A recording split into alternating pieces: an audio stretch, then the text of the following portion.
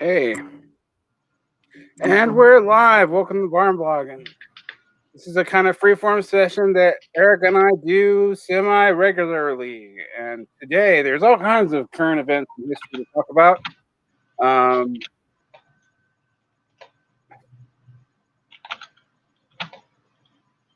Question is, do we have an audience? We have 9 people. Oh, that's not too bad. No. Usually, I actually do better than our deep dive alpha from Omega streams. Well, those are often quite sad. Karma's kind of niche, so. And those deep dives are even more niche, so that's not much of a surprise. No, you want to talk about niche? I bet if we did like Mortal Science streams, there would be like 3 people who actually followed it live. Probably. I would definitely be one of them. Yeah, we're actually going to start doing more actual epistemology of science because I'm like, hey, we made a promise on before and after Marxism and actually discussing epistemology of science, which we have not delivered on. We've done one book on betrayal. And then we've recorded. Here's the sad thing. So the episode on betrayal we just released, if you guys didn't, it's dated by an earthquake that happened. That earthquake was a year ago. We have we have something like 14 episodes and backlog. So I always forget like what you guys know the show as and what I have recorded are 2 entirely different things. Esri just needs to get the... We hired an editor. Oh, good. Finally. So Esri can focus on other things. That was going to get worse with her going back to school. Yeah. So, Derek Chauvin, guilty. How can both sides of the political spectrum be more ghoulish about it? Go. That's a hard one. God, that was disgusting. Got that Nancy Pelosi comment? Thank you for sacrificing yourself for justice. Oh, fuck you. I was like, he sacrificing himself for a fucking thing. You're not talking about a person who was like a SNCC freedom rider who knew they were in danger of death. Right. This is just some random working stiff who was out of a job and was in the wrong place at the wrong time and got killed by. And let's be honest here. Chauvin is not a rogue cop. The difference, what happened in the case of George Floyd being killed is that there were so many witnesses and so much footage of a man who was clearly not in a position to resist being murdered by a police officer. And I'm absolutely justified in saying that now that he's been convicted, but that's been the position of most people on the left, I think, since the incident. It's even the position of like my brother on the right. My right-wing brother and I were talking about. I don't bring up my family much, but like my family's kind of like I have a liberal. Like we literally encompass most of the political spectrum. Like I have ex-con who hates politics and thinks everyone should die and jump off a cliff. The true working class position. I have a brother who is highly educated and is a conservative, but also believes in like student loan forgiveness, which he's got good reason to because he's highly educated. Well, okay, yeah, I mean that makes sense. Personal interest, but that doesn't. Yeah, that's not always a good marker for how positions some people will take. Sometimes people take positions that seem to be against their self-interest. Oh yeah, I mean, but not on student loan forgiveness. He actually thinks student loan forgiveness is kind of regressive, which is why he thinks we should do it. Okay.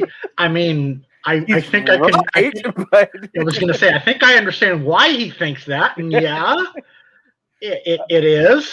But he also he does believe in like some kind of mixed market approach to anyway. He's fed up with this, and I think and I come from a line of like law and order working class people. So, they aren't conservatives except when it comes to, but they also were like, yeah, screw these cops. Like it's just a very interesting place. Why did the blue line crack? Because I hate this. Go ahead. It didn't crack. Mm. There's no crack. It moved. Yeah, as I say, there. I almost guarantee you won't see the people cracking on the other three officers the way you saw on Chauvin. Yeah, and that's something I've been talking about is like, okay, Chauvin's been convicted. Chauvin got his trial. What about King, Tao, and Lane? Yeah, they're gonna get the trial now, but I strongly doubt they'll be convicted. I mean, I was wrong. Look, if you'd asked me yesterday, I would have thought the jury would have split the verdict on technical ruling and gone manslaughter, murder 3, and not guilty on second degree. So I'm glad I was wrong.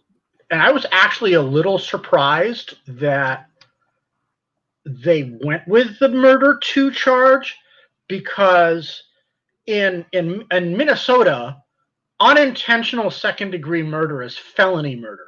Right. So those who don't know, most states have a law that says if someone dies in the commission of a felony, you are criminally liable. The person who committed the felony is criminally liable for that death. Or people, if there's more than one person. And the felony here was excessive use of force, correct? Well, no. The felony was murder 3 and was murder 3, which in Minnesota is depraved indifference or depraved mind, or I believe they call it depraved heart in Minnesota law, and involuntary manslaughter, which is criminally negligent homicide. See, I hate to be the whataboutist on this one because I think this is actually a good verdict, but I do worry that this is going to lead to increased murder charges. But that's why I'm saying, like, that's why I'm a little surprised that they found him guilty of murder of the murder 2 count, because the felony that he was charged with is murder 3, already homicide. So and it wasn't a separate homicide; it's the same act. Exactly. Yeah, it does make it worrying as precedent for other charges. Actually, he was only charged with the homicide counts. He didn't get charged with battery or like any other kind of felony related to the excessive use of force. It was just the homicide charges that he was facing. I almost thought, I mean, honestly, until they added the murder 3 back in, I almost thought the prosecutors were deliberately trying to throw it. There was a lot of speculation that was what was going on, because of and there was some and there was also speculation about the murder 3 charge itself being an attempt by the prosecutors to throw it, because there was for a while there, before the prosecution got the ruling saying that the interpretation of the statute that led to the belief that it was throwing the charge was incorrect. People thought there was the way some lawyers had interpreted the statute was that you had to endanger more than one other person. Right. So like at least 2 people had to be endangered by your actions, and the only person being endangered by Chauvin's actions was Floyd.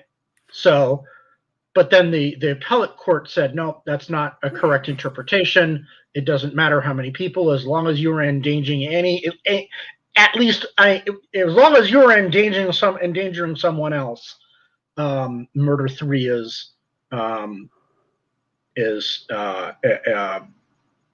a sustainable charge. So, what do you make of the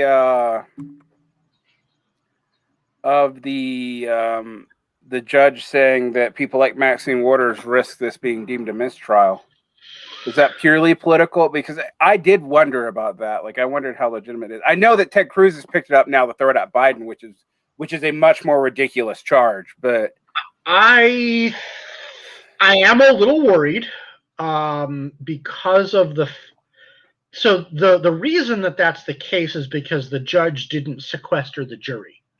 Mm-hmm. And that's going to be something that the defense is going to raise on appeal, is that Chauvin didn't get a fair trial because they tried to get the jury sequestered and the judge said no.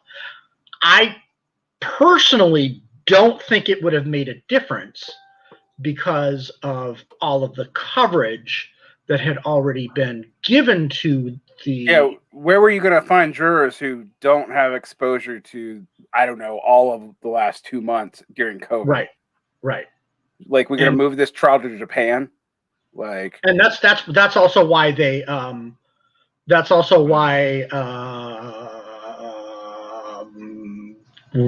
the motion for the change of venue was denied. And I'm sure the defense is going to try to raise that in an appeal as well. I'm pretty sure I can never tell. You never can tell what the judges are thinking. I swear it depends on the stars and what they ate for breakfast that morning. But I am hopeful that the appellate court will decide that at least on the change of venue, like where the hell that was the judge's basis for denying the change of venue motion, was like, where are you going to find a pool of jurors who haven't been exposed to this? You're not. It made the national news. Yeah, I do wonder about that. I mean, I've seen, with the exception of DeSantis and Tucker Carlson, I've seen conservatives being very much talking the line of mistrial versus the line of innocence. Carlson actually cut off a conservative lawmaker who thought the verdict was right, which was hilarious. I mean, the issue, I think, is, as Mark Twain put it, is that we have a criminal jury system which is superior to any in the world, and its efficiency is only marred by the difficulty of finding 12 men every day who don't know anything and can't read. Yeah, well, I mean, like, it's one of those things where I'm going to say, back in my paleo conservative days, so my old time opinions, the two most controversial political opinions I had in regards to well, I had three, one of which is liberal now, is disallowing plea bargaining, just getting rid of it altogether. Okay. Abolishing juries for a panel of 5 judges. And so an inquisitorial system? Yeah, well, inquisitorial, but guilty, but innocent until proven guilty, not the other way around. Okay. And what was the other crazy thing I thought? Oh yeah, no jail, only corporal punishment, no capital punishment, but pro beating the shit out of people. That basically Singapore without executions was kind of like my model. And which is insane. Don't like, I'm not advocating this as left polity, but every now and then when I think about how much psychology you study in law school and how nasty plea bargaining can get, that I was like, yeah, maybe we should still go back and get rid of juries, because they're easily manipulated. But mm-hmm. I was actually surprised they were able, because normally when you read the statutes on these laws and you look at like what most cops are indemnified for, Right. I keep on wanting to call it the status of forces agreement because I can't think of cops as an occupied I power. mean,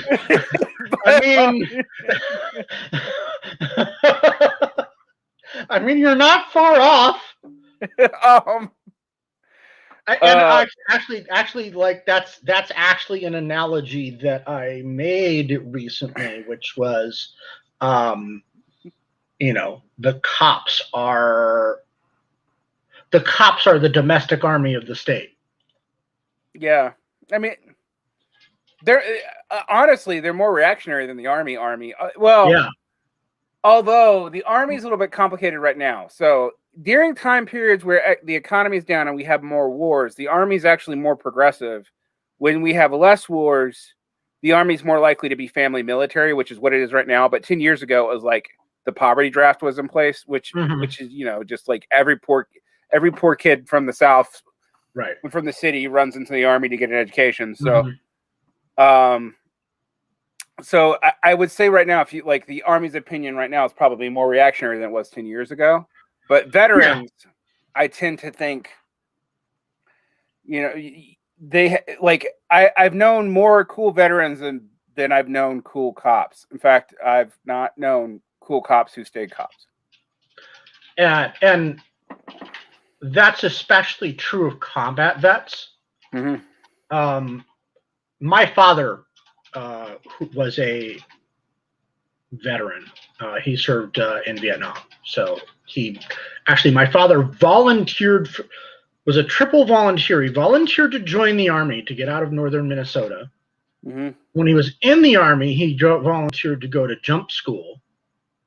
And then he volunteered to go to ranger school.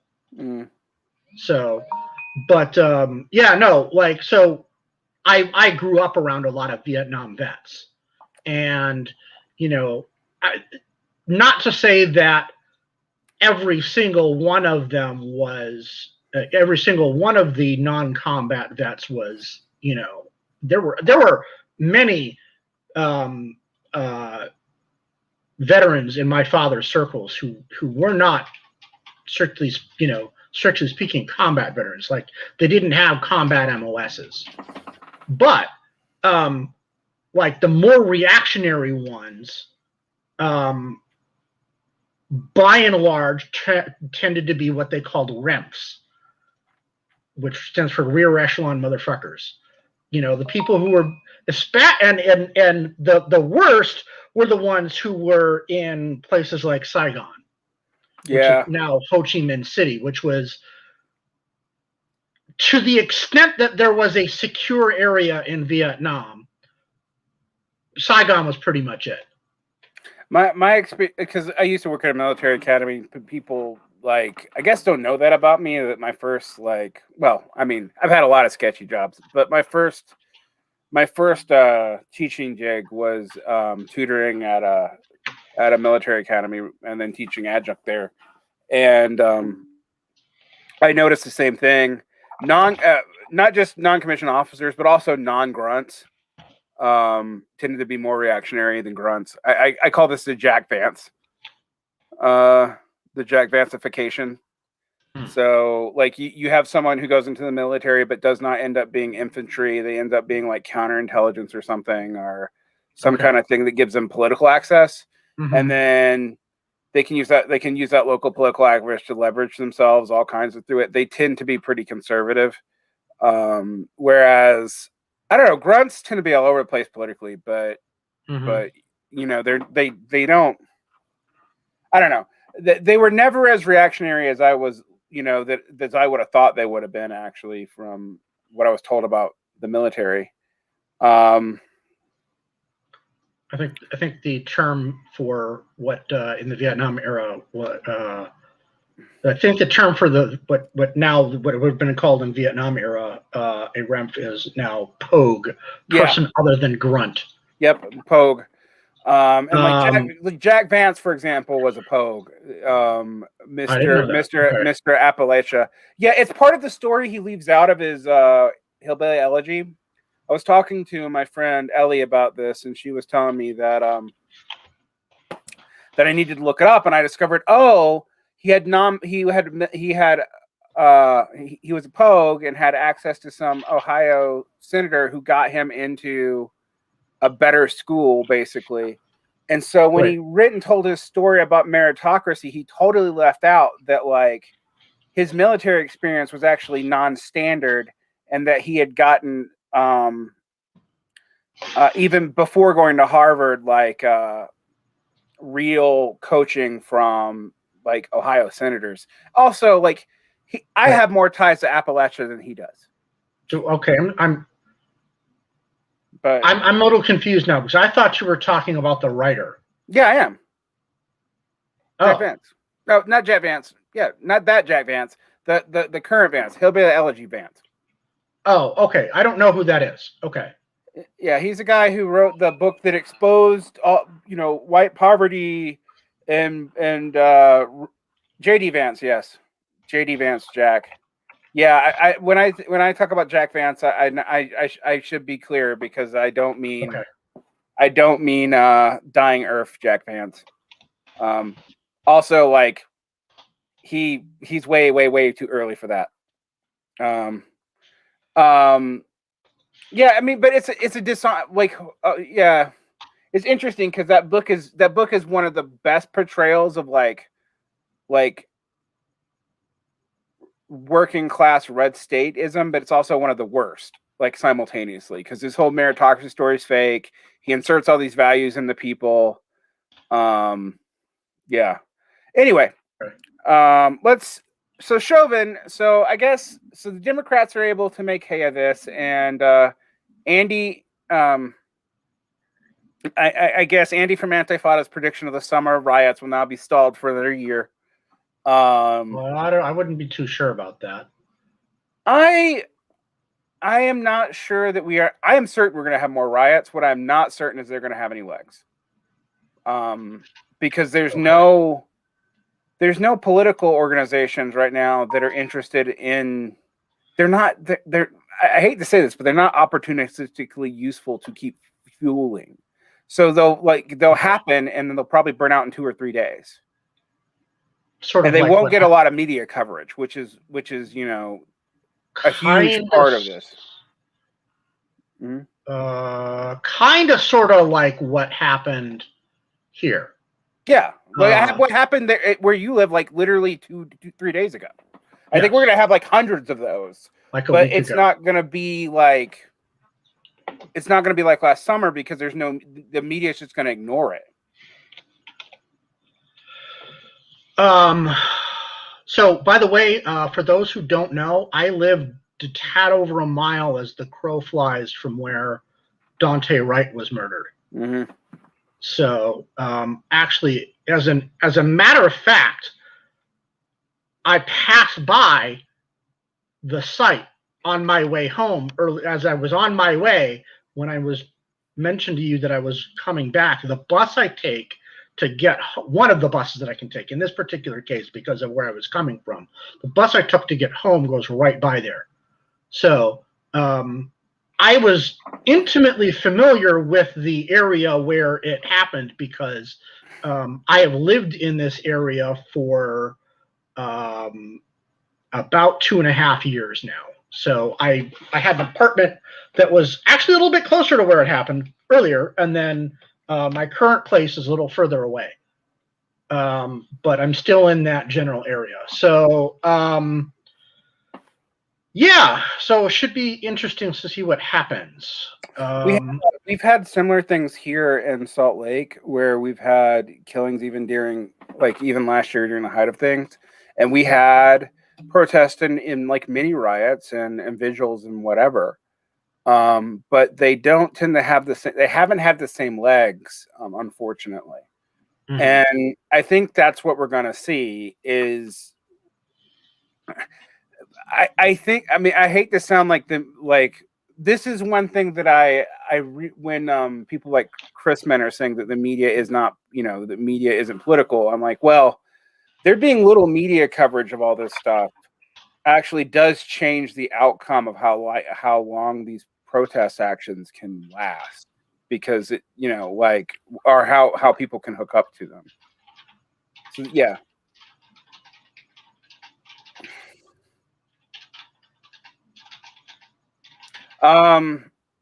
So we're doing a lot of generalizations here.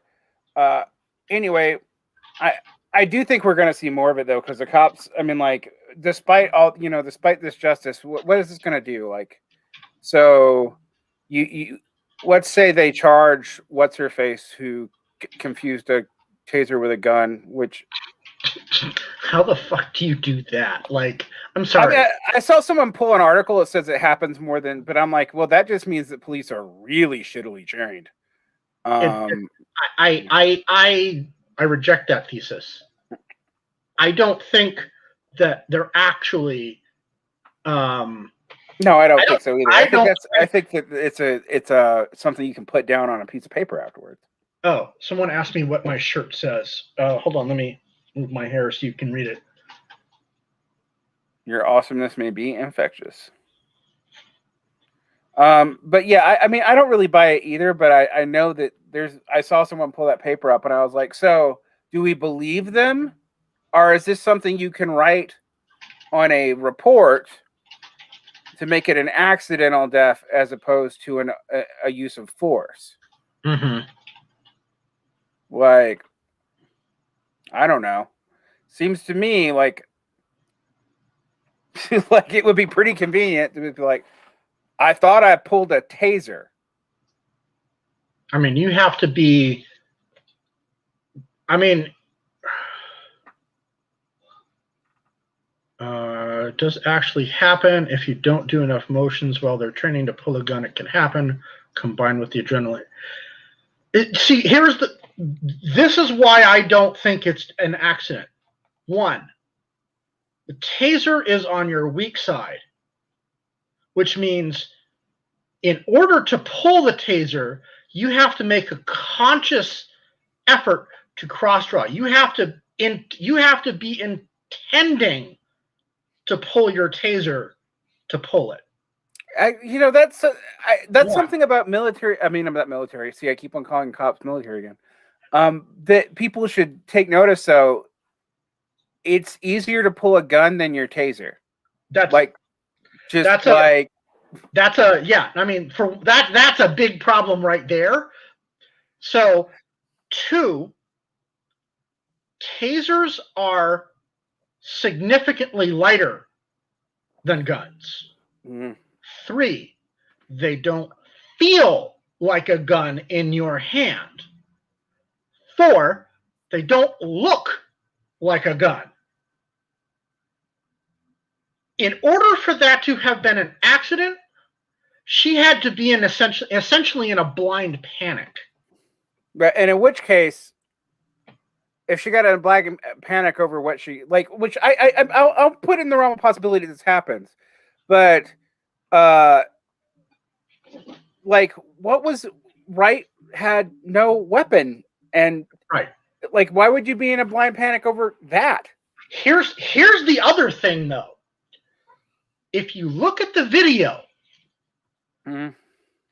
now it seems like the cop who had Wright in the first place was a rookie. So I didn't know that at the time, but when I first saw the video, I was like, why is this guy fucking around with the handcuffs? What he wasn't cuffing Wright. He was messing around with the handcuffs. I mean, Wright wasn't standing still, but the whole point of that position is to be able to control the subject's motions. If you have your hands behind your back like that and someone has grabbed you, you're under their control for the most part. You know, you have some freedom of movement, but it's why maybe he just did. I still, even if he was a rookie, he was like, you know, he was still training. So even in, you know, allowing that, it still bothers me that he wasn't cuffing right, that he was fooling around with the handcuffs. Potter comes over, reaches in, breaks his grip on Wright, and then pulls out some card. And this allows Wright to break free and jump in the car. And that's when he gets shot. What the hell were they doing? Yeah, that just sounds like at absolute best you have utter incompetence all around.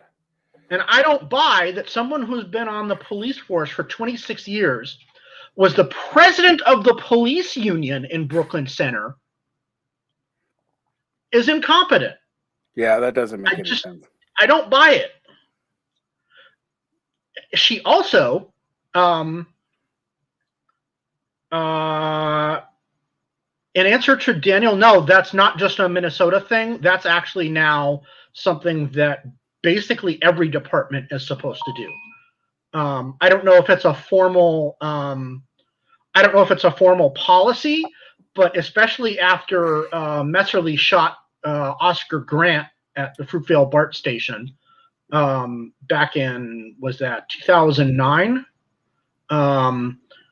Like that's a thing that basically every department has done now, is you're supposed to carry your taser on your on the other side from your gun. You are not supposed to have them on the same side. Generally, I think the general pattern has been to have the taser on the non-dominant side. And then, and by the way, I grew up in Oakland and used to live a couple miles from the Fruitvale BART station. So I was intimately familiar with that crime scene as well. I remember where that happened. So in 2019, a young black autistic man was shot and killed by the Brooklyn Center police. Ironically, near where I used to work. In fact, I think when it happened, I was still working at that place. There was a group home I was working at up here in Brooklyn, in Brooklyn Center, and I think I was still working at the group home when the incident occurred. That was fairly nearby, and I was living in Brooklyn Center at the time, so not far from the location of the incident. This trouble seems to follow me around. So Potter. Statistically speaking, you just live in the poor side. You just live in the poor side of town in big cities, right? Like, yeah, yeah. I mean, that's really what it is. I'm a fucking troll, and I'm busting my hump to get by, and I have to live in the shitty neighborhoods because that's what I can afford. So I believe at the time Potter was the president of the police union in 2019 in Brooklyn Center, and she people say that she helped, quote unquote, cover up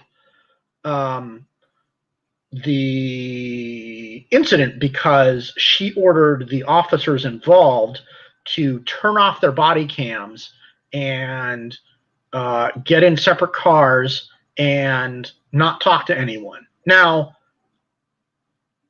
while if you're trying to cover something up, that's what you do.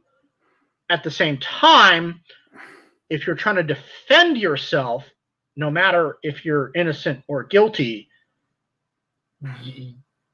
I mean, if you're guilty, actually, in a lot of ways, that's a bad way to do things because you want to be able to make sure everybody's got their story straight.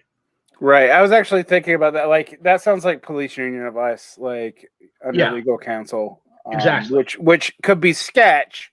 I mean, not to absolve police union bullshit or police union bullshit, but like it also sounds like that's what legal counsel would advise them to do too. Exactly. But yeah, that doesn't sound like an incompetent person, no matter how you parse it. Right. So, so we have the fact that I don't know. I find it interesting. We have a couple of trends right now. One, we haven't been talking about this, is what's causing the uptick in mass shootings? Is it just the end of COVID because that caused a downtick in them? Is it political? Is it like, is this like, how there's more low key bombings during the Clinton administration? Like, what's going on? I think that honestly, it's overdetermined. Mm-hmm. I don't know that there's any single combination of factors that can that we can point to and say, well, this is what caused it. I think it's just everything. Yeah, it's interesting to me though because I think another thing that has to be considered is that in addition to the isolation caused by the lockdowns due to COVID, which is what you were talking about, which is why shootings and a lot of other, violent crime went down last year. Yeah. For the simple fact that people just even weren't suicides did, which was weird. That is weird. But COVID in particular, people really armed up though. Yeah, people really it's been hard to get a gun. Yeah. Oh my God. The price of ammo has gone through the roof too. I don't personally own any firearms because I can't afford them. Well, actually that's not entirely true, but I'm not going to get into that. I don't really own any firearms. Regardless I don't anymore. So regardless of my firearms, regardless of whether I own any or not, I wouldn't be able to afford to be able to practice with it, even if I, no matter what. I just don't have the money. Hard.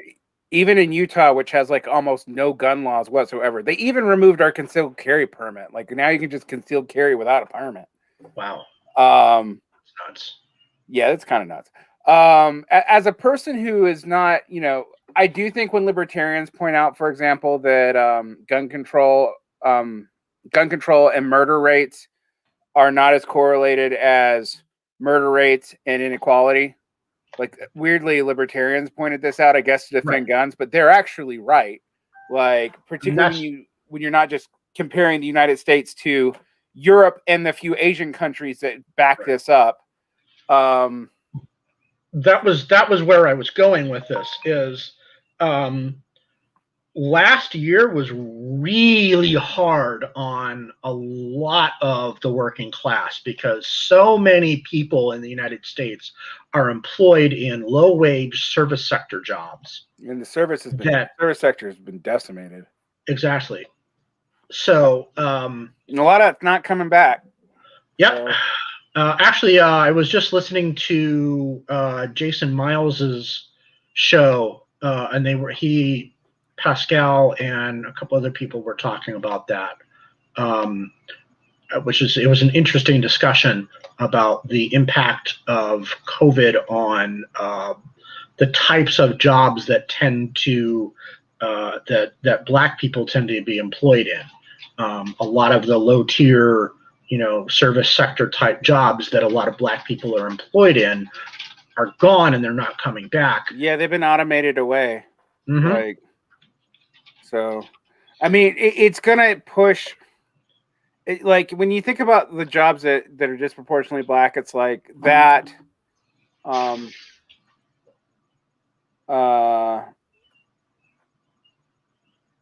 Yeah, even if the thing is, gun control is effective in places that already have low violence rates, and there are countries where there's effective gun control, and it still doesn't change the murder rate.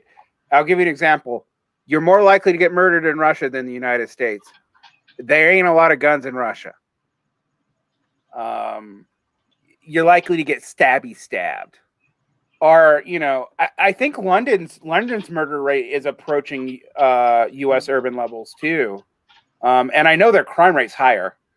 Good old acid attacks. So, Like I tend to think like the liberal love of gun control is like one of those things where they don't really understand, or they're being fundamentally dishonest about the causes of violence. You know, I could talk like I used to point out I lived in Mexico and I lived in South Korea. They have essentially the same gun laws. Now, admittedly, one is by the United States, but like if I tried to in Mexico, I could get a tank. Someone would steal it from the Federalists, and for about $1 million, I could probably have a tank. A tank. I'm gonna let you ponder that for a minute. Because the cartels would literally raid Federalists like supply stations and steal their heavy equipment. Like, so yeah, it's something I think people really need to be careful with. But I also think like, yeah, subsidies for guns in America is ridiculous. And you want a tank? I want a nuke. No, I'm kidding. I don't actually want before the ATF shows up at my house. I don't actually. I do think Berserk makes a good point though that they've been changing the definition of knife crime, and I like this. This has been a thing that's been going on in the UK for a few years now, to where they're like a butter knife is considered a weapon. Well, I mean. It's one of those things where it does make the conservative argument about mission drift sound true, but also like I'm not talking about knife crime. I'm talking about the murder rate. Like the murder rate in the UK has gone up. But it is something like when people bring up the Swedish rape statistics, and then you realize that like, oh, what counts as rape in Sweden is like way more liberal than, I don't know, Saudi Arabia, where there pretty much is no law about it whatsoever. And like, well, I mean there is, but you have to have two eyewitnesses. So so those stats are meaningless. Varn's inner Posadism coming out. What makes me a Posadist? I don't want dolphins. But anyway, so yeah, I don't know. I mean, I'm also actually not against a lot of other things. Like I'm not against like common sense gun control, and I think left gun culture often does mirror the worst elements of right gun culture. Like whenever I was talking about firsthand, like your first firearms, and everyone's like, yes, an AR-15 is really easy to shoot, and I'm like, you learn on a 22 for a reason. It's not because an AR-15 is hard to shoot. It's so that, I don't know, you don't unload into a crowd.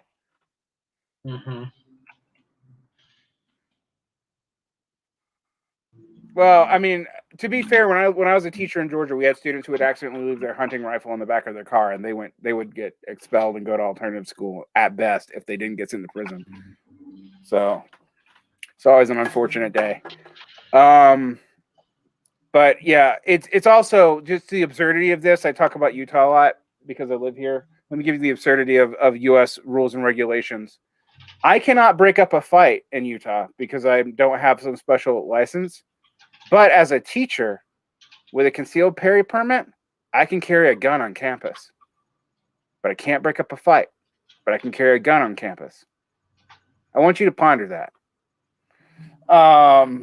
Okay. It's real law. Like, I can't break up a fight because of legal liability, and they don't want to indemnify teachers because, you know, stuff that's happened in other states. Like in Georgia, we were indemnified, and like sometimes, you know, you do some pretty horrible shit to break up a fight. But we totally have, like, you can totally. And you know what? Interesting thing about that is also I've heard a lot of liberals say that was going to lead to like mass teacher on student gun violence. It hasn't. The only person who's ever been shot by a teacher with a gun is a teacher in the foot, in the bathroom. Shot themselves. Forgot it, discharged their ordnance in the bathroom directly into their own foot and broke a toilet. They didn't hurt a kid. That sounds extremely painful. Oh, I'm sure it was. And I made fun of it when it happened because it happened when I was in Mexico or something, and incredibly embarrassing. Yeah, I hate to be that teacher, but so like it hasn't led to a lot of. I mean, I've had kids, creepy because of all our mass. I do sometimes wonder if we over prep kids for mass shooting fears. You guys realize that there were more mass shootings in the 70s and 80s in high schools than there are now, right? I think we're definitely over, and I think I mean, like, I remember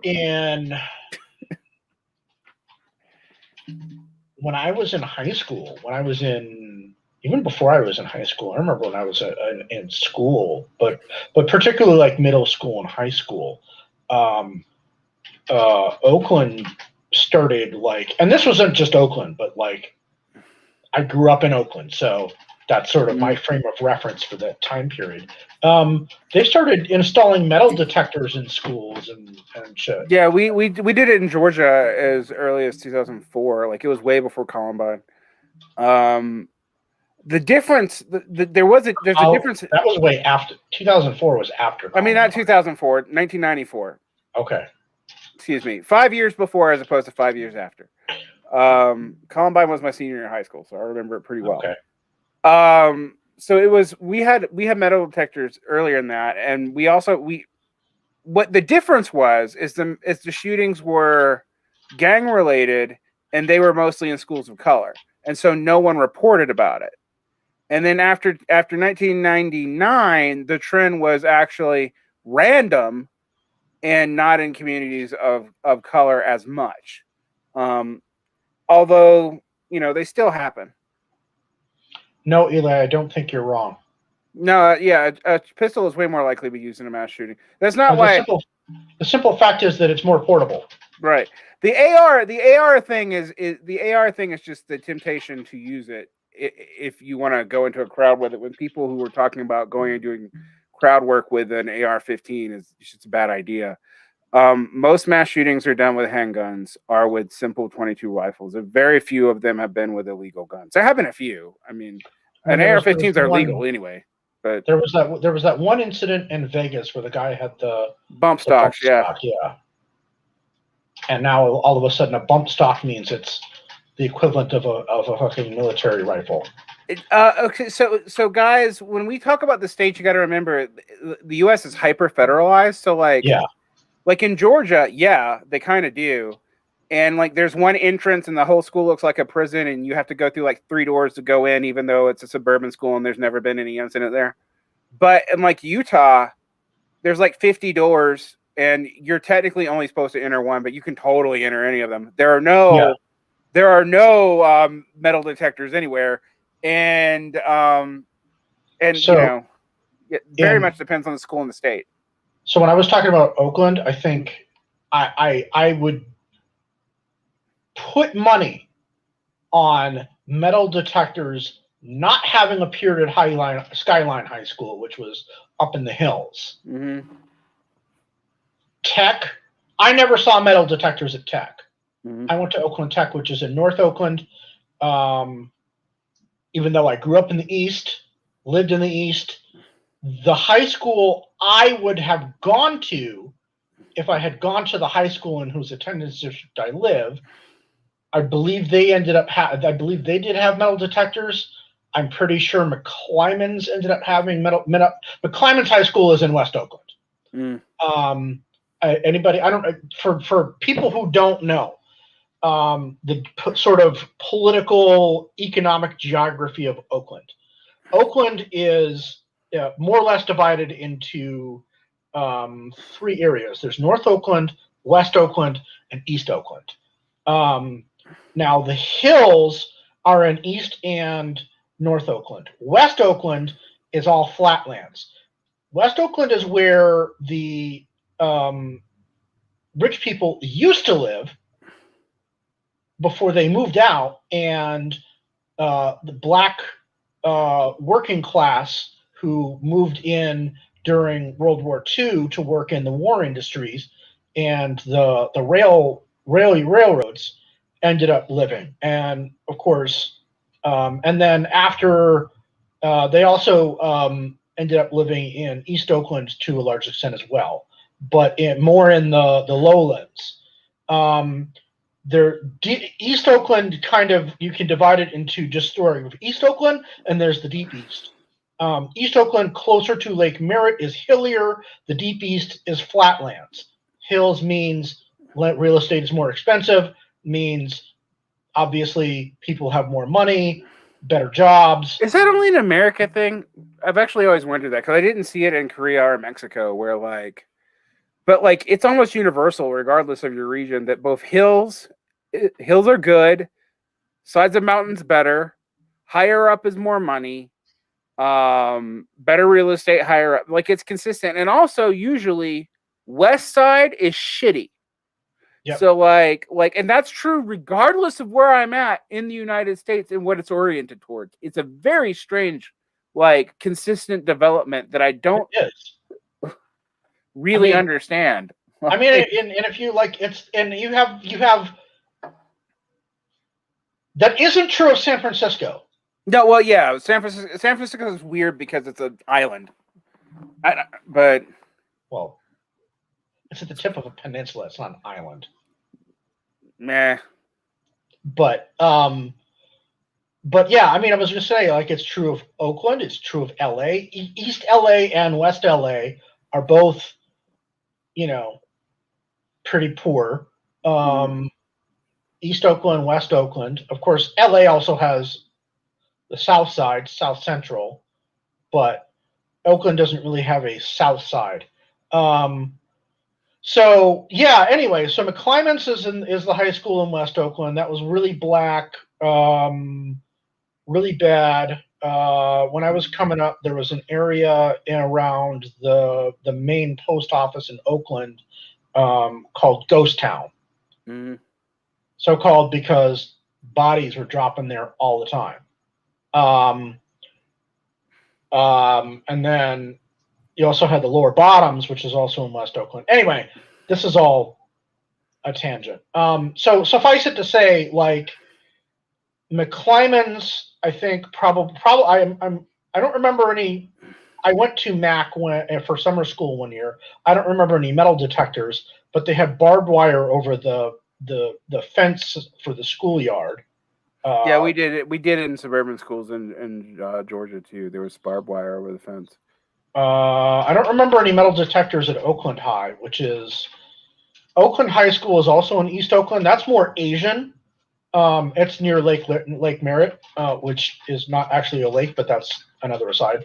And then you have Fremont in kind of the Deep East, and then Fremont's kind of on the border between the deep, like near, not quite Deep East yet, but, and then you have Castlemont, which is definitely Deep East, and that was heavily Latino. Castlemont, for those who are old enough to remember, there was an incident in the mid-90s where a bunch of high school students laughed at a scene in Schindler's List where the camp commandant pulls the pistol out and shoots the woman, and she kind of flops around.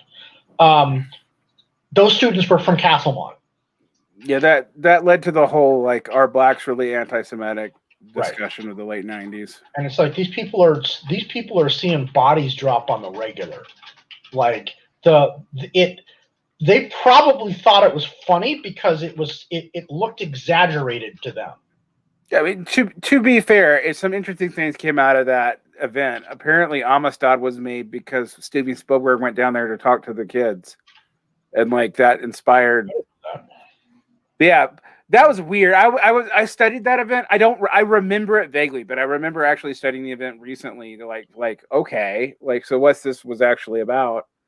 And it ironically, it seemed to actually stoke some anti-Semitism in the community there that wasn't actually there before, in the response to the question, are black people anti-Semitic? Which, of course, it's gonna like trip some shit.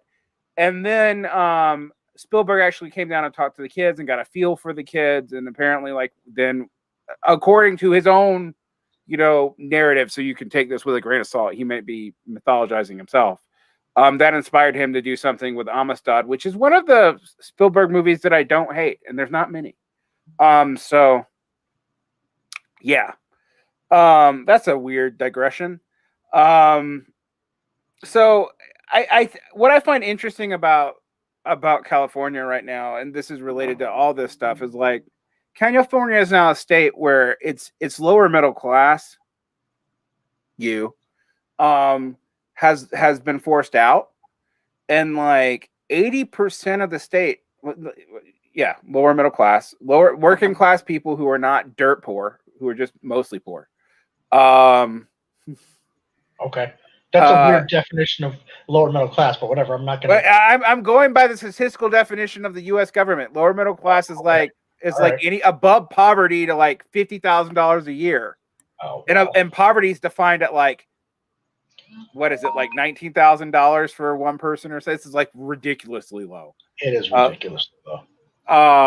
Like you cannot afford like it's less than minimum wage. I know that. Like if you have 40-hour job on minimum wage, where I don't know where you can live in the United States off that, you are technically above the poverty line in most states. That is bullshit. So it's lower middle class, in quotation marks. It's working class. It's not so poor that it can't leave.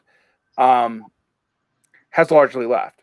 I mean, I've been reading this because it's like 80% of the population is below the median wage. Now, admittedly, the median's distorting, right? I mean, the average wage. The average wage? The mean wage. Whatever. It's bad. Like, the wealth and disparity there is like Guatemala City level in most of California now. And it's weird because it's one of those things that like conservatives bring up a lot to point at, to like hit Democrats on, but I really wish the left would really look at it more. Because it is an actual problem. And it does not mean there's not poor people in California. It means there's a ton of them. It's just like, that's all that's left is like, you're either scraping by almost nothing, or you're upper middle class or better. Like, there doesn't seem to be a whole lot else there.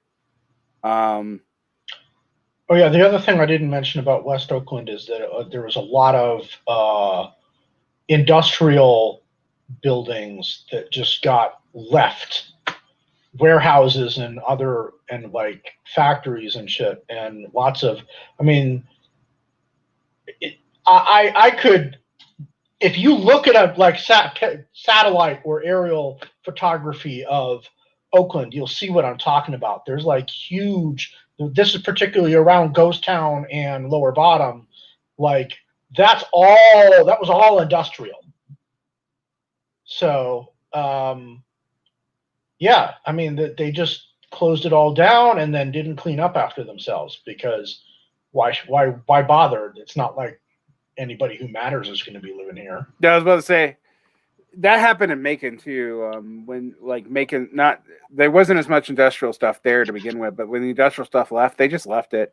When the whole parts of the service industry of that city are gone, and it's just there. It's like Detroit. They're not even tearing it down. It's just like falling apart into the mud.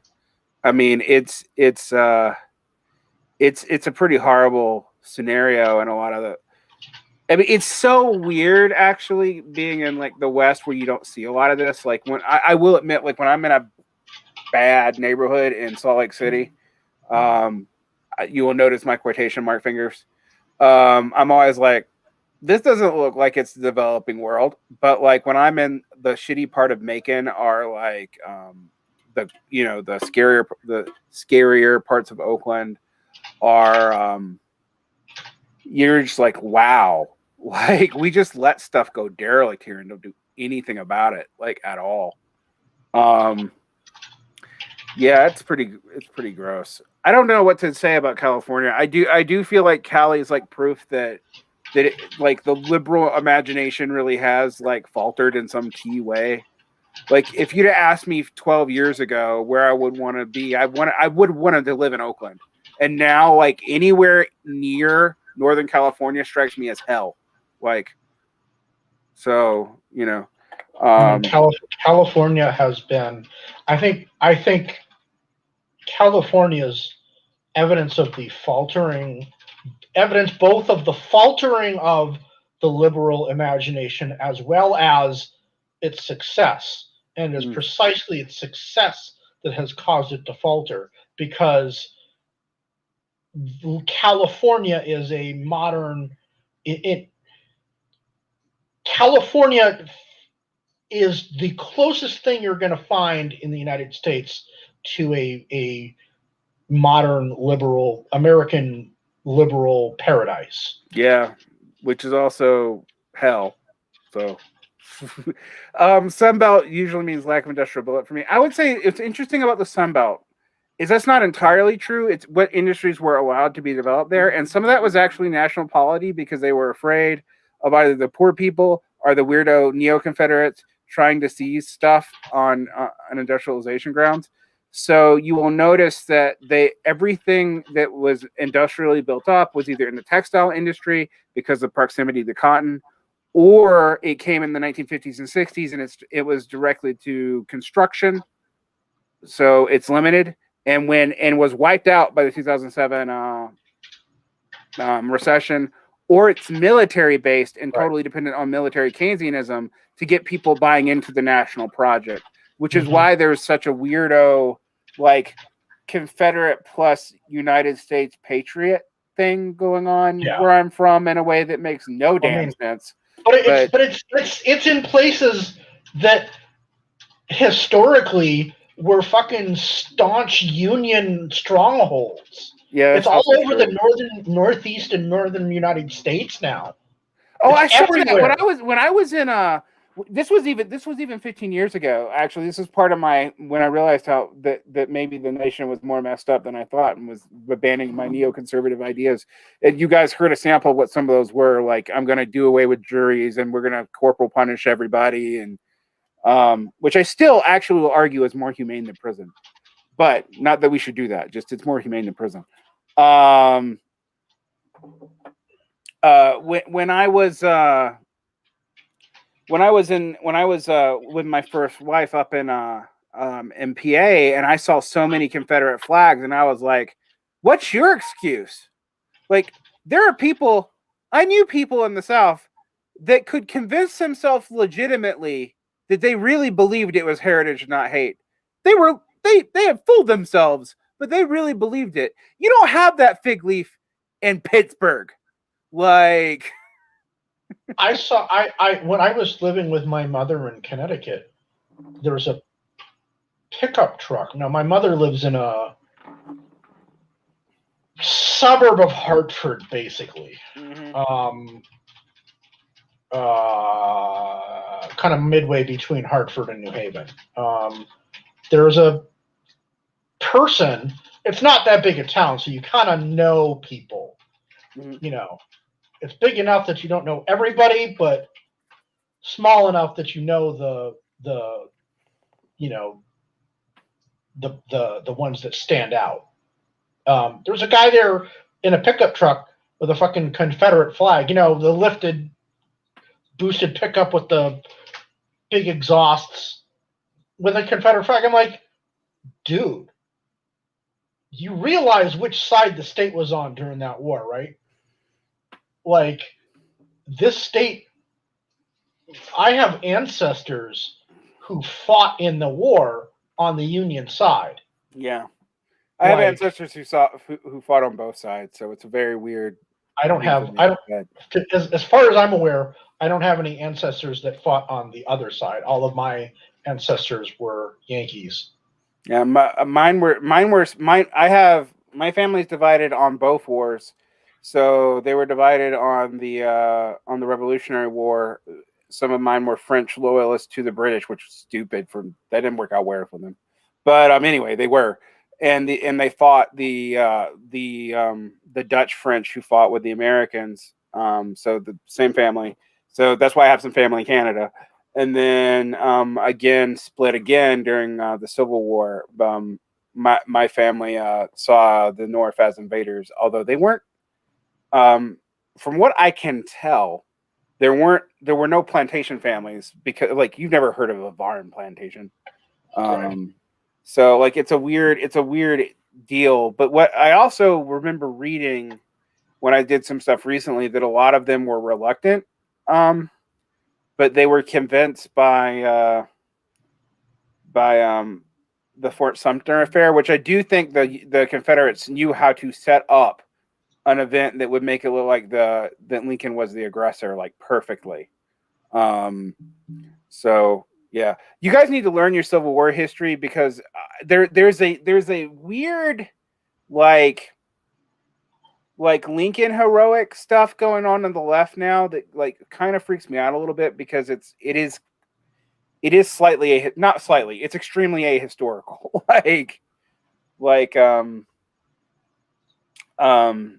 That Lincoln was really wanting to abolish slavery the whole time, which I'm like maybe, but that's not what he said.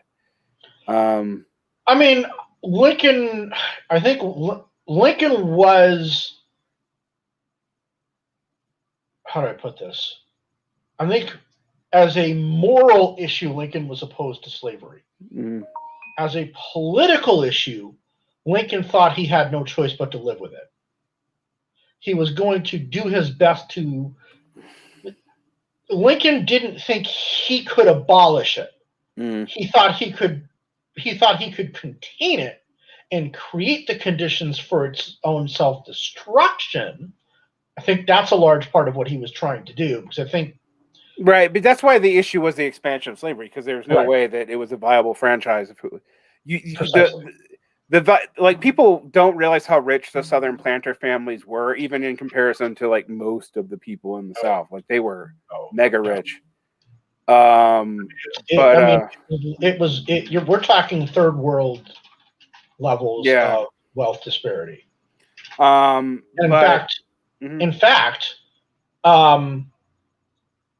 the Southern, like the small farmers, they were quite aware of this. Yeah, they hated and there was a great deal of the Confederacy had a huge problem keeping men in the field because of, I mean, even beyond just it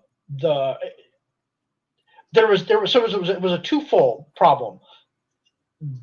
On the one, because it was the fact of so much of the Southern population being small, basically subsistence farmers. Yeah, they were sharecroppers. So no, they weren't sharecroppers. Sharecropping wasn't. Well, really that's a later thing. They were essentially subsistence farmers. The Jefferson's yeoman farmer. Yeah. Well, but here's the thing, though. Like, when you look at the way those things got parceled out, those plantations were just eating those small farms up. Like, right. So it's But the fact of them being, a family farm meant if the man was away at war, the farm wasn't productive. Yeah. Well, there was a ton that what's interesting though. You want to talk about a problem. If the Union hadn't have been willing to throw Irish, basically, at the South, I don't know what would have happened, because the casualties suffered by the Union were 3 times suffered by the Confederates, with all the shitty conditions the Confederates were fighting under. And that's because they really were treated as an invading army. But it's something I think people don't understand about how the Confederacy was able to get a temporary allegiance. But the thing is, I kind of think it's like fascism. If it had won, it would have been totally inviable anyway. Like I don't really see a future where the Confederacy could have stayed the Confederacy for very long. They would have had to modernize along the lines that happened regardless. Yeah. And I mean, they started to realize that towards the end. And there was always a conflict within the Confederacy over that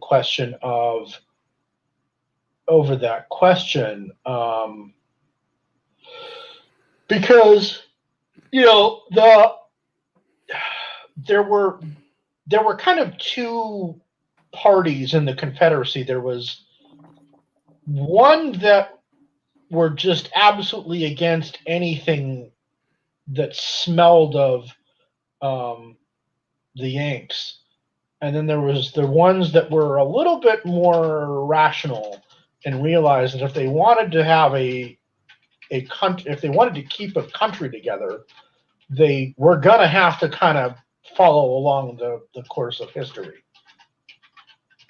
And I'm gonna say that the former were more concentrated in the Deep South, and the latter were in the Upper South. Yeah, I think it's something that people need to understand. I mean, it's interesting Georgia's relationship to this because like Georgia was really pissed that it had to fight with South Carolina. Like, I mean, like literally, there's a bunch of stuff about how like you so lead up to the Civil War. I'm being asked a question that I'm gonna answer. Lead up to the Civil War is a good question. There's a couple of books I'd take a look at. Because I think everyone studies the Civil War, they don't study the lead up to it. Mm-hmm. And I also think they misunderstand a lot of the North. Like, it is weird to me that people didn't understand how weird the New York allegiance was in the Civil War until basically Scorsese highlighted it for a crime movie. But like that, like at one point, New York was actually threatening to secede from both the Union and the Confederacy to be its own mini republic because there were so many Democrats and they had so strong trade regimes in the South, and there was so much resentment about particularly Grant just throwing the Irish and at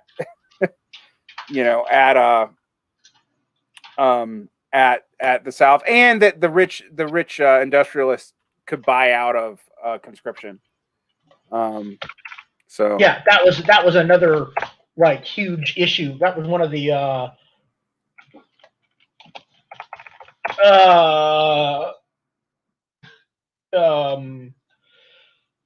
between the small farmers and the big planters. Mm. As far as books dealing with the lead up to the Civil War, I would actually say I would recommend Pro-Slavery, A History of the Defense of Slavery in America, 1701 to 1840 by Larry E. Tise. That's Tise. And this is an ideological history. And what Tise has done is he has gone through and examined. It's kind of a sociological history of the slavery advocacy. And one thing that Tise has pointed out, I don't know if I won't say discovered because I'm not sufficiently familiar with the historiography in this particular area to say how unique Tise is in pointing this out, but the majority of the people who were engaged in pro-slavery rhetoric were from the North. Most of the thought leaders in pro-slavery and pro-slavery rhetoric were from the North. Yeah, it's something people don't tend to know. I would also say University Courts and Slave by Brophy is a good book. I would also read Calhoun, American Heretic by Robert Eldler, because you need to understand Calhoun to understand all that madness. Anything that explains Andrew Jackson to you is going to help, like anything, because like that's huge. It also explains the currency destabilization and how that plays into all this, because that's another thing that kind of boggled America's mind for a long time, is we just couldn't get a currency off the ground that was universally accepted. I mean, we kind of did, but not really. The amount of acceptable bank script was pretty wild. Let's see. What else would I suggest? Lincoln's it's a conservative book. It's actually useful though. It's Lincoln's Tragic Pragmatism, which I think I think a lot of people can learn a lot from. That's a book that explains like basically how Lincoln often made things worse by splitting the baby, which was his wont to do. Yeah. And then there's a couple of collections on like the socialist response to the Civil War, which I think is fascinating. Marx and the Civil War is pretty good. There's a book I read that talked about when New England threatened to succeed 30 years before the Civil War, which is wild. Apparently they did. Like there was a coalition on threat of secession. And that was one of the things that I was like, oh, well, that's interesting. So I knew the South had threatened to secede. Nope, New England had threatened to succeed before the South did. Let me rephrase that. Not the South. South Carolina. Yeah, South Carolina had threatened it multiple times, but the South Carolina threat was actually based off of a threat made by New England over the slavery issue. It was just, it's wild. It's wild. Like I don't think people realize how crazy 1800 to 1850 in the United States really was. It was wild. Yes. Like, I'll see what I can do. I'll generate a list for you guys. I always tell people understand the Civil War, also understand the history of like, I think unfortunately there's more American leftists who understand Europe in the 19th century than understand the U.S. in the 19th century, except for the Civil War. Like how wild our long depression was. Like they may know a little bit about the Indian Wars, but like who sided with whom, early colonialism and U.S.'s role in that. Yeah, there's all kinds of wild stuff. U.S. history is really not taught very well. Nope, it's not. It is like we talk about the colonial period and the Revolution. We skip to the Civil War, and well, I mean, we kind of touch on the period between the Revolution and the Civil War, but we go colonial period, Revolution, Andrew Jackson, Civil War. Yeah, Andrew Jackson. We might mention the Mexican-American War, but not give any context for it. And we'll talk about westward. People will talk about westward expansion, but as if nothing was still going on in the East. Like it's just, and how crazy unstable our financial markets were. I mean, like we destabilized Europe more than once. Like I was actually weirdly reading that on a book on Marx when Marx was talking about how our gold rushes and panics were like totally messing with European markets. War of 1812 too. We mentioned the War of 1812. Yeah, but we don't mention that we lost it. Well, we didn't really lose it. No, I know we didn't. It was a strategic draw. Tactically, I'd say the British got the better of us, but the Napoleonic Wars meant that the Brits they couldn't keep the war going. Do you guys endlessly learn? We don't know shit about feudalism. I mean, I do personally, and so does Erika, but we didn't learn anything about it in school. We were like, there were kings and shit in Europe. Like, yeah. And that's gotten worse because we try to teach everything. Like, we try to teach Asian history and Asian American, and like, there's so many histories that like we try to teach that no one knows anything. Yeah. Yeah. The popular histories, and even the popular histories of feudalism, are garbage. Of the medieval period, I would say not feudalism proper, because they just present feudalism as this sort of monolithic thing. Standard, monolithic thing where everybody, lords hold their titles from the king, and everybody is, there's this chain of responsibilities and blah, blah, like, well, okay, yeah, that kind of works for England, but doesn't work for anywhere else. I've been reading on Central European history and just realized, like, wow. No. Mark Bloch is actually very good. He's one of my reference points. Oh, you responding to Mark Bloch? Yeah. I want to say Abraham X. Kendi, by the way, someone brought that book. I don't think they're helpful for the Civil War. I actually do think his history on the development of the idea of blackness is actually pretty good. That's the only thing by him I've read that hasn't made me go, what? But that book is really good. Because he does basically see the development of racial ideas, like the weird racial metaphors that happened in the medieval period. Because you have these people now trying to read race back into like ancient Greece. And God. like I was like race and classics. And this woman who was advocating for race and classics admitted that like, well, by race they meant something completely different and it's not biological. And I just want to break the constraints of biological race on people. And I'm like, but don't use that word because you're not like I mentioned in one of our previous streams, before the modern era, race just means lineage. Yeah. And even in the modern era, like when you read a lot of even stuff from the 19th and early 20th century, the way they're using race, you're like, wait, what do you mean the Prussian race? You're just like, what the hell are you talking about? Yeah, like, there was a lot of like weird shit about it. And of course, it's also going to depend on where you are, because in the Anglo... Colin wasn't happy because I said that because of one phrase where I said that the yuan did not, that paper currency was a tradition in China. That's an overgeneralization. That's the only thing. He called me a liar for it, which Colin's not a China specialist, by the way. I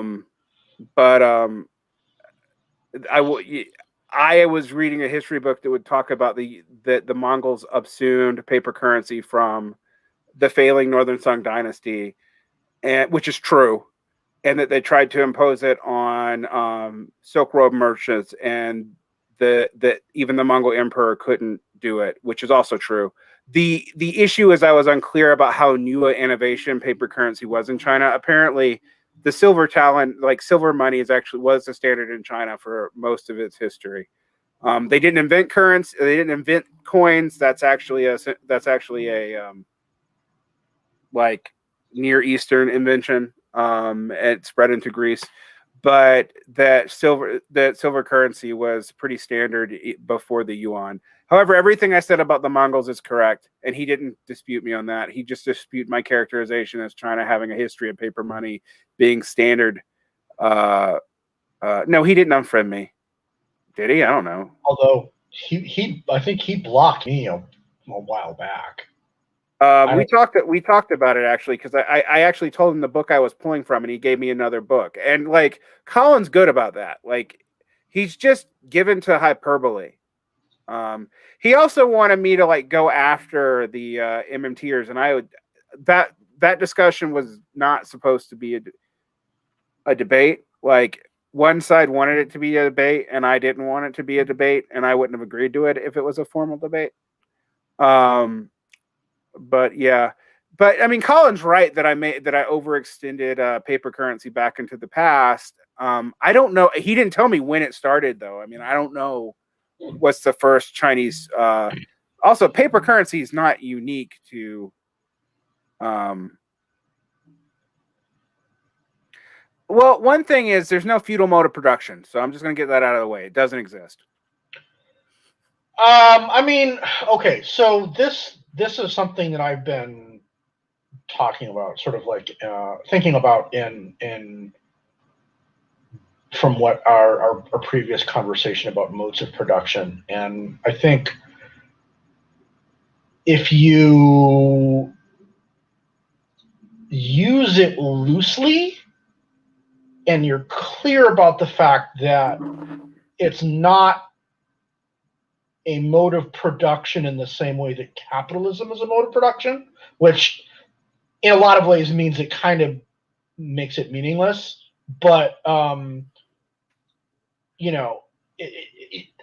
won't, I wouldn't contest it too heavily. The problem is, there really isn't a capitalism is the first mode of production sensu proprio in the sense of it being aware of itself as a mode of production. I think there are enough commonalities in the way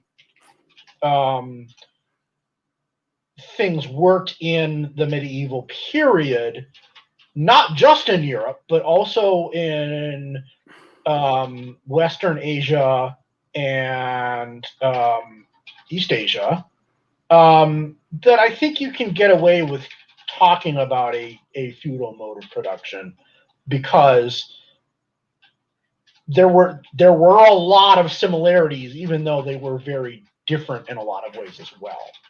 I mean, if you look at capitalism today, it really isn't the core, obviously, while the core relation is, wage labor and capital, it's pretty varied depending on where you look at it, even within countries. So I'm not going to contest it too much. Now, again, the problem with studying the Middle Ages is you have to be specific about where and when. And this is, and honestly, this is really kind of true of history in general, but it's particularly true of the pre-modern period. Of any period in history before the modern era, you have to be specific about where and when you're trying to study, because, I mean, just the simple fact of the modern era has only been around for maybe like 400 or 500 years, 6 if you're really stretching it. And there are thousands of years of recorded history. So, and the Middle Ages lasted almost a millennium. Right. So, I have similar. The reason why I say there's no feudal mode of production is that there's the image that is often portrayed by Marxists coming out of the Stalinist period. Frankly, that's where the majority of this comes from. Is that there's a simple serf lord agricultural modality, and that's just not the case. No. What you can say though is what things I will tell you that are consistent for feudal modes of production. You have less than 1% growth in economic accumulation when translated into modern terms, although that translation itself is sketchy. I'm going to go ahead and say that out. Like, that's kind of a weird equivocation where you're just like, but yeah. Well, even like the Western European medieval the Western European medieval economies are not that important. This is a weird thing. 2, if you include Germany in that, it gets even weirder. Because like Germany and like the Habsburg empires and stuff are more similar to the Central and Eastern European models in some ways. This is what I've been reading about. Let's see. I just met a few Western European here in the UK schools. We learn about the medieval. We learn, which is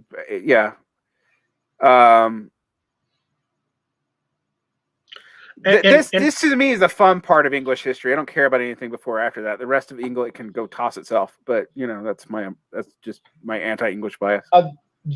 Daniel, the church was already on the side of the nobility.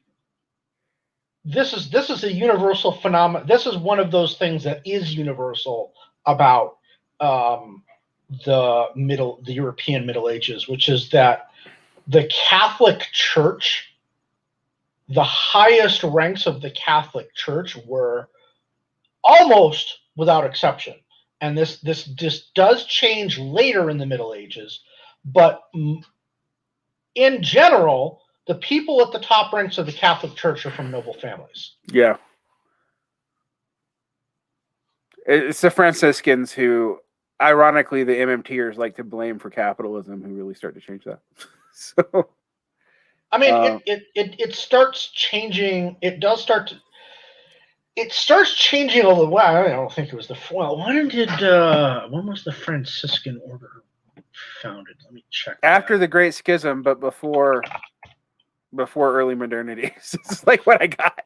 Like I think that's just a long time period. Yeah, there's 500 years that you could be in. Okay, yeah. All right, I'll buy that. I don't think it was just the Franciscans, but they were definitely a big part of it. I think the Dominicans were also a huge part of it. The lay orders really start. The lay orders, yes, really start being big on. We're not all nobles, damn it, and also by poverty we really mean it. Yes.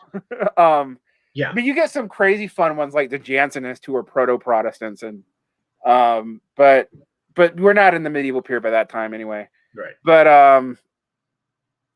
yeah, I find it fascinating. I find it interesting how different that is when you study the Byzantine Church, where the imperial power base actually does limit a lot of the nobility's pull on the church. So it's also interesting that well, yeah, I mean, they always you have to understand, the Catholic Church underwent many reform movements over the course of üks history. Oh yeah, the Reformation's like one of the later ones, really. Like it's one of the big ones in probably the biggest one in the High Middle Ages was the Cluniac reform movement. And that was the explosion of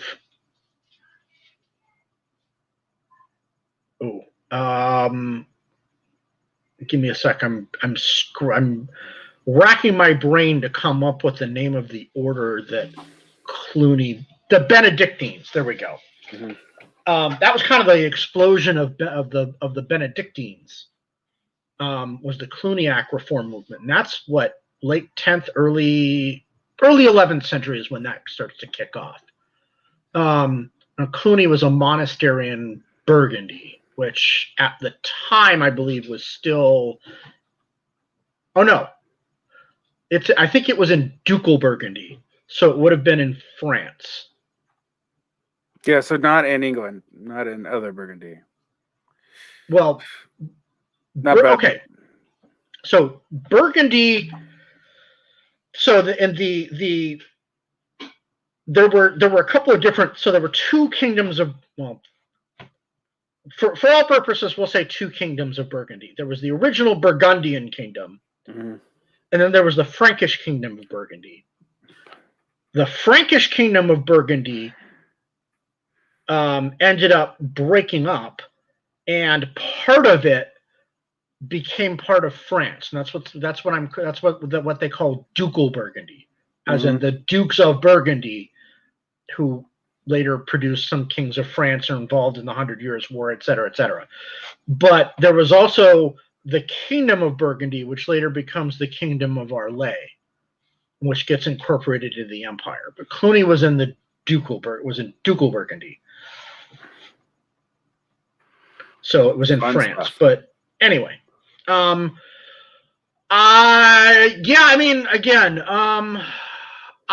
would say for France, Bloch is a good place to go. How do you feel about Brondel for France? Who? Brondel. I'm not familiar. Oh, I mean, Bloch was kind of from that school too. So yeah. And then I would also say for Germany, my go-to has been Benjamin Arnold. Okay. I've been reading Benjamin Arnold to try to get a better grasp of German early history. And I'm also reading somebody else. Who else am I reading? Get out my Kindle so I can look at what I'm currently reading way too many books, guys. I'm up to 7 at a time, which is ridiculous even for me, and I need to stop. But, and then the Leisers, Karl and Conrad Leiser, are also good historians to go to for Germany. I'm reading Tomek Jen Kowalski, who's a Eastern European historian, but does a lot of stuff on like how Prussia was part of the Lithuanian Polish kingdom, which I forgot. And like and stuff like that. So it's good. I don't know that all the reforms failed, guys. I think it's just like, dude, failed reforms. I mean, there weren't really. Well, I mean, I don't know. What's a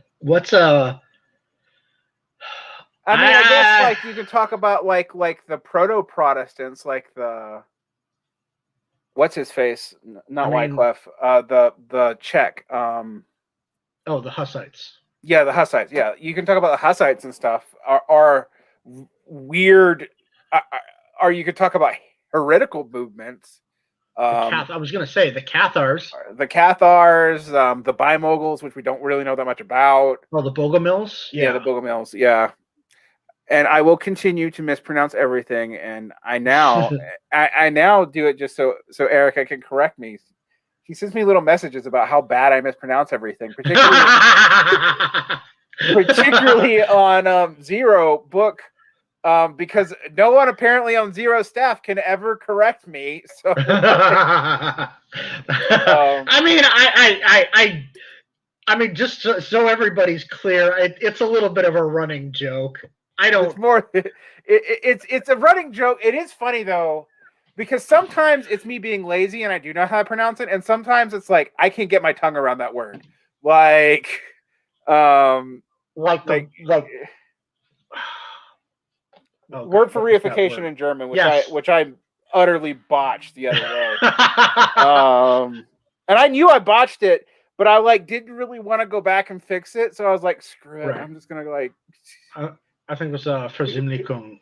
Yeah, it's Verständigung, and I said it like, how did I say it? I said it really wrong. I was like Verdunglichting or something. Something like that. It was just bad. Actually, that got me curious, so I started digging, and I only found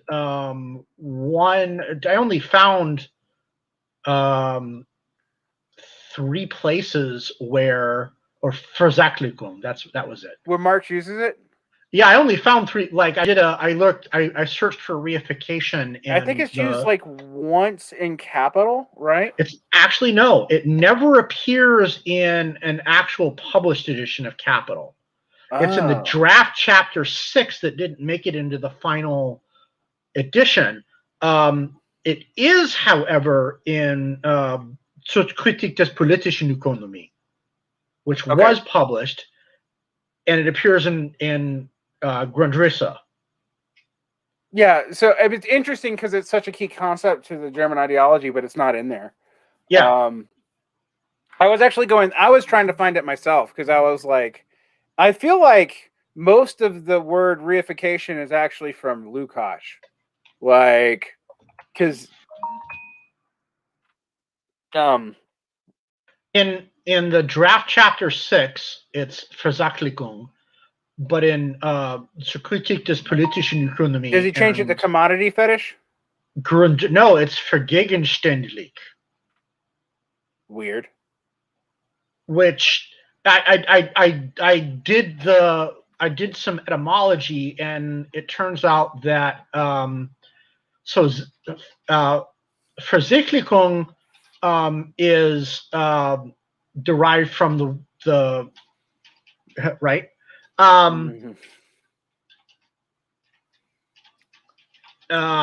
least it's not French. If it's French, I'm gonna really mispronounce it. You can just I have a mental block on French.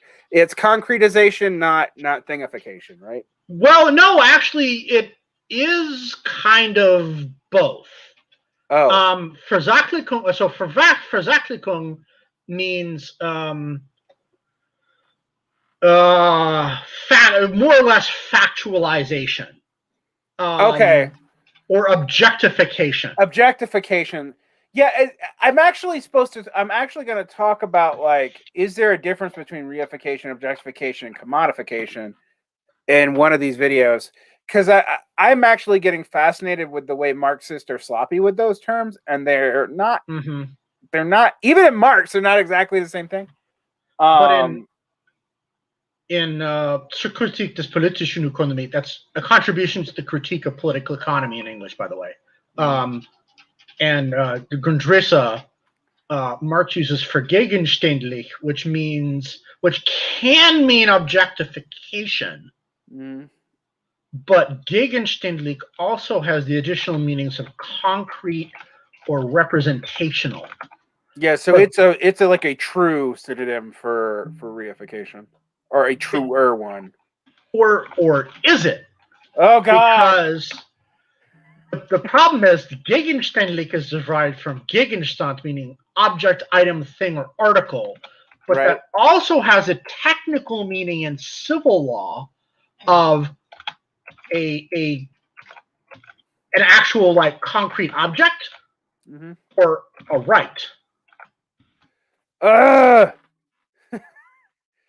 this is like when I realized that like Marx, like when Marx talked about materialism, this was 10 years ago, but part of what he was referring to was something that we don't mean, like yeah, like because it's related to like ancient Greek notions of materiality. Yeah.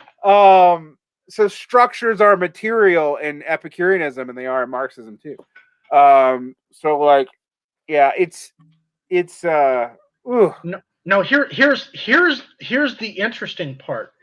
Gegenstand is a calque of the Latin word objectum, which is the root of the English word object. Correct. Yes. But objectum in Latin, a direct translation would be thrown against. Right. Right. Which is different than res, which would be thing. Right. Right. Yes.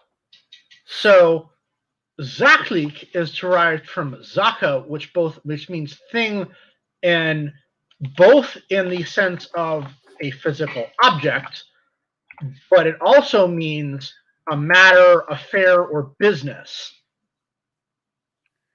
In the sense of in Italian is cosa. Yeah. And Parmenides' reification is closer to the concept of hypostatization, and I don't even want to get into that. So you might say unsere Sache if the mafia had been German. So so anyway, it's going to be interesting doing the thing on reification because my current thesis is there's something like it in Marx, but the full blown version that we have in Marxism, most of that comes from Lukács. Right. But also like there's also the problem of the fact that a lot of people complaining about reification in Marx, he says he doesn't believe it, are also just as full of shit, like Althusser.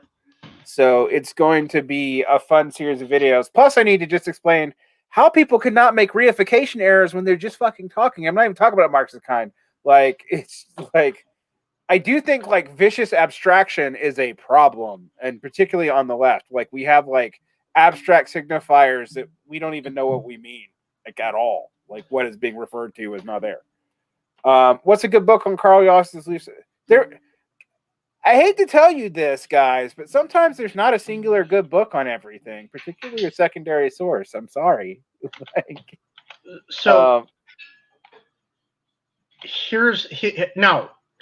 Now we get to the best part, which is that according to Wiktionary, reification is a macaronic calque of the German word for Dinglichung, where Ding in German means thing. So it's a word that we invented. Macaronic in this case means multiple. It's a word composed of parts from multiple languages. Right. Yeah. Ugh. So reify would be res Latin, ification is English. So right. But although when I was looking at the etymology, it was saying, well, yeah, I guess the effication is Latin, but much more indirectly from facere, like. Okay. but it's so far back that you're right. It's basically two different words. Now, I don't think it would have ever been used together in Latin. That's what I was when I looked at the root words. I'm like, they would never say that like that. So that makes more sense now. And then the thing is that ding in German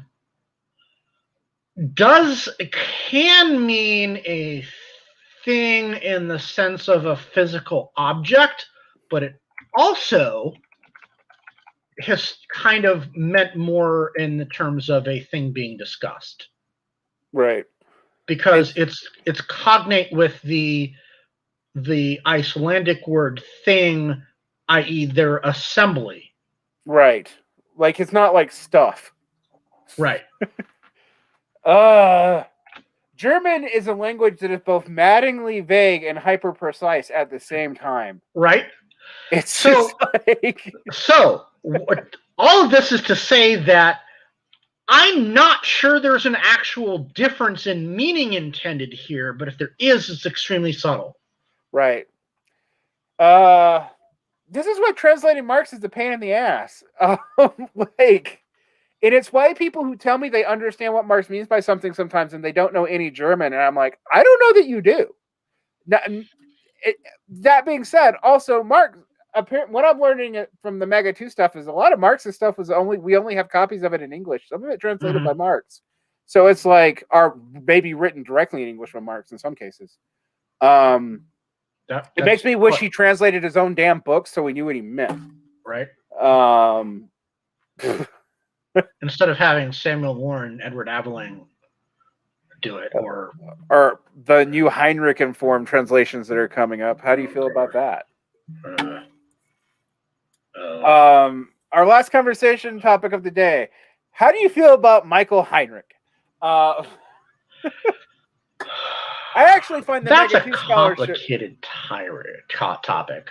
Yeah, well, here's the thing. I love his philological work, but I've come to the conclusion that he basically is basing some of his bigger claims off of like vague interpretations from letters.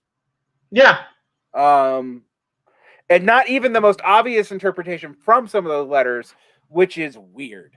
So, well, I mean, so Heinrich's main hobby horses. The decline of the rate, the law of the tendency of the rate of profits to fall is not real. Right. That's Marx didn't really believe it. That's one of them. But I think it's I think most of this is coming from his. I don't know where he's getting this idea. It has to be coming out of the post-Stalinist Neue Marx-Lektüre. Mm-hmm. That this is the school from which Heinrich comes, the new reading of Marx. It has to be a reaction to the productivism of Stalinism, in that he believes profit and value are found in circulation. And so this is driving his hobby horse of Marx having a monetary theory of value, not a labor theory of value. Which I think that's just false. I mean, I think that's I'm going to admit that I have not read volume 2 or 3 in quite a while, and I don't think I ever quite made it all the way through.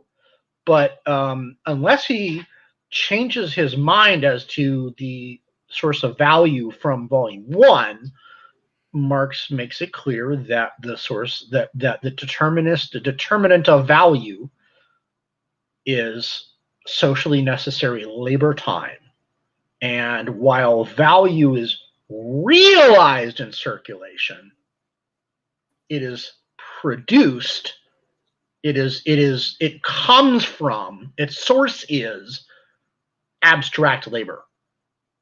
Mm-hmm. Now, it's not. I think the problem that Heinrich has is he's reacting to the kind of Stalinoid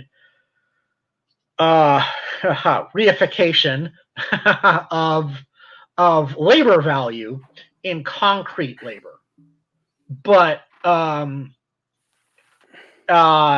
like, the sort of the Stalinoid productivist sort of interpretation of Marx tends to forget that Marx doesn't say that it's not the concrete labor that creates value. The concrete laborers produce the thing, the commodity, but value is determined by an abstraction, a social relation. Right. I mean, so it's that weird tendency of Stalinoids to basically become physiocrats. yeah. But yeah, I find Heinrich. I've been reading a lot of the Mega 2 people and some of the new Marx school of people. The Italian ones don't make so far that I'm reading, don't make any crazy claims like that. But it's like, are you trying to convince me that Marx had a proto-MMT theory? Because I don't find that anywhere. And it also makes his argument against Lassalle make no sense. Like it is just contextually weird. It does contextual damage to Marx too. Mm-hmm. Then there's his screeds against worldview Marxism. Yeah. I mean, I get annoyed with worldview Marxism if you're one of those people who thinks Marx can answer every single thing. Like, I get it. I've been traumatized by Trotskyist and ML pamphlets too. Like, but come on. Anyway, what I was gonna say. Someone asked me for a good biography of Engels, and this is what I'm gonna say. There's there's a popular biography that is not bad. It's Tristram Hunt's Marxist General, The Revolutionary Life of Frederick Engels. That's readable. The scholarly work of a mega scholar, actually one in the United States, Tercel Carver, is, I think, the best biographer of Engels, because he does talk about how Engels is mostly copacetic with Marx, but there are some issues where they're not, and it's important to note it. And he wrote Engels, A Brief Introduction, that you can read that in 5 minutes. He also did Engels Before Marx, which is a good book, but it's expensive. And The Life and Thought of Frederick Engels, which is another good book, but it's expensive. So if you can find them like at your library, you'll be fine. Tristram Hunt is personally a prick. Well, I'm sure. Have you met, like, most of these people are assholes. Marx, this should be called Varn's Tea Time. Interceding Marx's arguments from the underinformed viewer, aka most of you. And I don't know. I hate to say this. Like, I actually hate Marxism 101 podcasts because they tend to make people dumber. Wouldn't you agree, Erika? Yes, no. Oh yeah, yeah. No, I think. I mean, I don't know. I don't know if they. I mean, if you have any understanding of Marx, I would say then yes, they would probably do make you dumber. But if you were coming out of nowhere, then some of them are helpful, but some of them are worse than nothing. Like, particularly when people like start you off with like Lacanian Marxism and shit. Like we're starting off with high French theory from the 50s and 60s. That's where we're beginning. Yeah, primitive is not correct. It should be primal mode of production, and even that's kind of a. No. Marx actually doesn't. I don't think Marx even actually uses the word primitive in a primitive mode of production. Or if he does, he sort of Asiatic or primitive, and in that case, I think it's not really a mistranslation. Marx literally means primitive in that sense, that case. But the problem is that, I mean, like we've talked about before, these categories are basically here be dragons. Right. They're these categories of the Asiatic, ancient, and feudal modes of production are really kind of placeholders for an actual, like, real analysis of pre-modern economics, for lack of a better term, because, like, the concept of an economy in before capitalism is fraught with peril, because it doesn't mean, when we see people use a word, when we see people use the word that we get economy from, which is economy, which is a Greek word. It means what we now would refer to as domestic economy, as in the keeping of a household. It doesn't mean production of the social, like the production of society. Nobody really tried to analyze. I mean, I guess Aristotle did. Aristotle's like it though, but Aristotle's about it as far as trying to understand how society as a totality produces itself. Which is why Aristotle becomes so important for understanding Marxist, some weird footnotes in Marxist background, because you're like, I mean, parts of like Adam Smith is basically trying to figure out why Aristotle couldn't explain why anyone ever traded anything. Right. And by the way, I retract my earlier complaint that Aveling is the reason why people don't understand Marx. Because I realized that Aveling's contribution to Anglophone Marxism was about 40% of Capital Volume 1. Oh, well, that's it. That's it. That's the only thing Aveling translated. And the rest was done by Samuel Moore. Moore. It's almost as bad as the people who translated Floyd, but and like a great deal of Doug's wife is an Anglican. Doug probably believes more in "Are you serious" than he does in God. He wasn't as far. I don't think he was raised Catholic. No. Like. It as I was digging through Mega and trying to figure out when the stuff got translated, I realized that basically about all anybody had of Marx for a long time was like the Manifesto, Value, Price, and Profit, and Capital. Yeah, Capital, and like Wage, Labor, and Capital. And like a few weird ass polemics. Yeah. That's it. I've been actually going through this scholarship on the Mega too. I've been like, wait, no wonder everybody was dumb. Like, people could just make shit up about what Marx believed, because like so much of it wasn't published. Like, Doug is definitely a secret Anabaptist. Oh man, Mason, do you think he meant Catholic in the sense of the church, or do you think he meant Catholic in the sense of what the word originally meant, which is essentially Orthodox? Yeah, I think he meant Orthodox. Yeah, like he's Orthodox. He's Orthodox. Doug. Because the word Catholic basically just means Orthodox. Yeah, I mean, technically it means universal, so whatever. That's like. Well, okay, yeah, universe. Thank you. Sorry, universal. But yeah, Doug is Catholic on LV. Yes. So not committing to any position. Yeah. Yeah, he's not a value form. He's not a like post Rubin value form theorist. Like, I've given him I Rubens and he didn't know what to make of it. So, to be fair, I don't know that I know what to make of all I Rubens. So, and I do remember it was weird to me that everybody who loved Heinrich was either a weirdo left com, or they were social democrats. That's never a good sign. So, yeah. Social democracy, not even once. Yeah.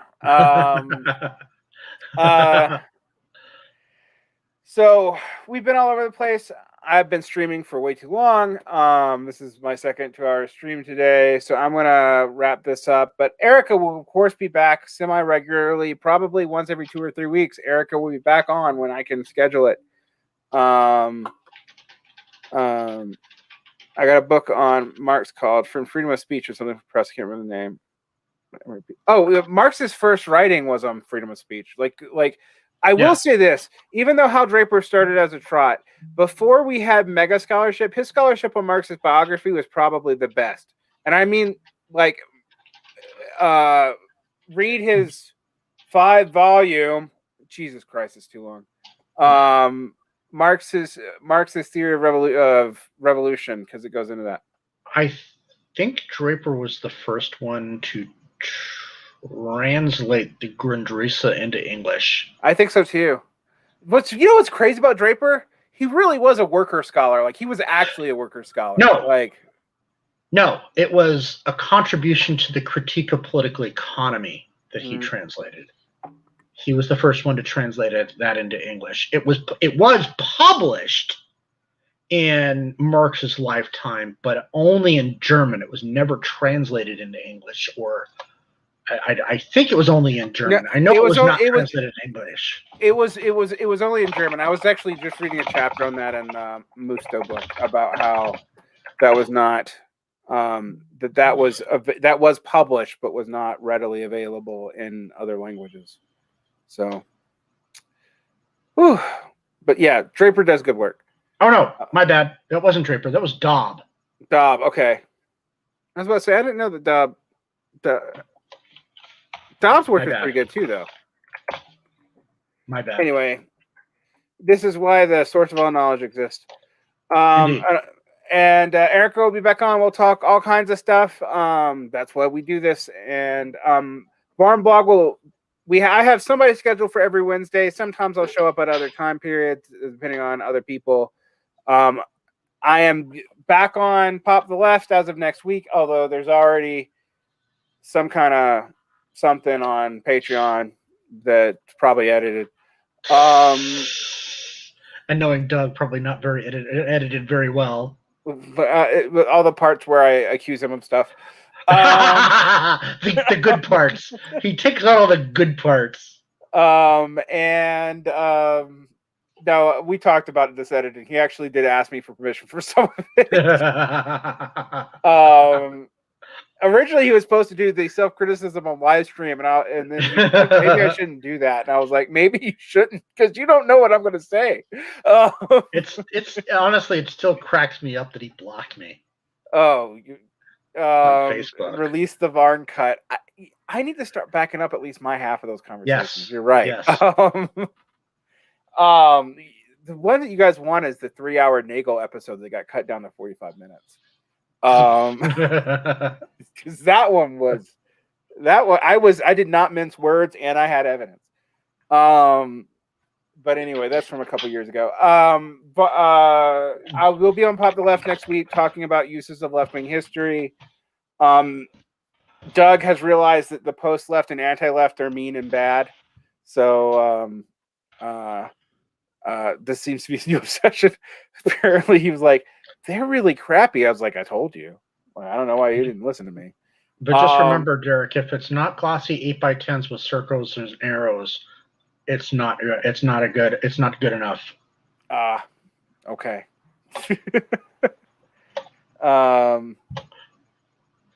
And I'll be on Mortal Science is going to be back on regular release. We're going to have one this month, I hope. We are hiring a regular editor. And I'll be on Tom O'Brien's really obscure thing on Saturday mornings talking about E.O. Wright's understanding class. And I will be back here next week. All right. Erika, can they find you anywhere on the internet? Probably not. Good. Okay. And yep. All right. All right. Bye.